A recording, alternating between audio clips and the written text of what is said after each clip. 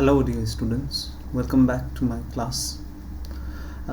As you all know, previously we were discussing about the chapter money, and we have already discussed about the pre-monetary economy. So today we will be discussing about money and its components. So without making much delay, let us proceed on to our second lecture, that is money and its components. Okay. In this lecture we have two parts. First part is the definition of money, and second part is what money comprises of, or the components of money. Okay, so what do you mean by money, or what is the definition of money? Before discussing the definition of money, we need to recall our previous lesson. We have already seen in our previous class, or we have already known in our previous class that there were certain limitations of barter system, and if you keep those limitations in mind, those four limitations in mind, then you can easily define money. Why I am saying so, you will know now, because the definition of money is that money is anything money is anything which is generally accepted as a medium of exchange. Okay, now if we recall our previous lesson,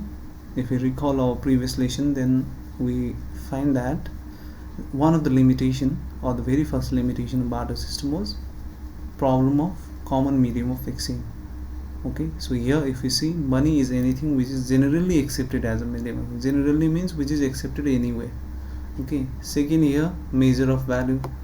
If we consider our previous lesson, then we have seen that there was problem of common unit of value, or the measure of value. So money, as I have already discussed in previous lecture, have solved that problem. Now money acts as a store of value and as a means for a standard of deferred payment of future payment. So if you can remember those limitations of barter system, then you can easily define money, because money is anything which is generally accepted as a medium of exchange, a store of value, a measure of value, and means of standard of deferred payment. Okay, means of future payment. Now what are the components of money? Money mainly comprises of two things. Okay, first is currencies or cash in hands. Currencies, as we all know, are either in the form of currency notes or in the form of coins. Currency notes are made of paper, like in our country we have 5 rupees notes, 10 rupees notes, 20 rupees notes, 50 rupees notes, 100 rupees notes, 500, and nowadays in recent years, recently in 2016, after the demonetization, few new notes were printed. Okay, and that is of 2000 rupees. Okay, in the similar way, the metallic money, or the money made with metals, are known as coins. Like we have seen coins of 1 rupees, 2 rupees, 5 rupees, 10 rupees, etc.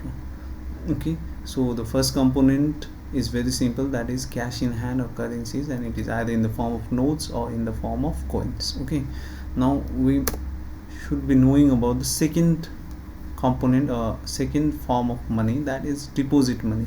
Now deposit money is in the form of deposits in the banks.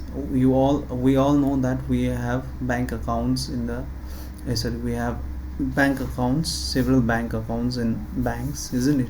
So bank accounts, basically here by deposit money we mean those money which we can easily use in transaction purposes. So when we deposit our money, there are certain sections of certain accounts in which we can deposit. A certain account in which we can deposit, like there are current accounts, there are current account deposits, or saving account deposits, then there are time deposits. So time deposits is generally known as fixed deposits, and you all must be knowing that we cannot withdraw those money which we have saved in our fixed deposits without the maturity period. Okay, only after the maturity period is over, then only you can withdraw the money from fixed deposits or the time deposits, isn't it? So let's say if a person has kept 10,000 rupees in a fixed deposit for 5 years, he cannot withdraw it before the maturity period, that is before the 5 year elapses. Okay, so here in case of deposit money, we will be considering only other two types of accounts, that is current account deposits and saving account deposits, because we can withdraw our money from saving account deposits and current account deposits on our demand. That means when we need it, we can withdraw it. Though there are certain restrictions in saving deposits, yet we can consider it as a demand deposit. Okay, now here the money is in the form of bank money.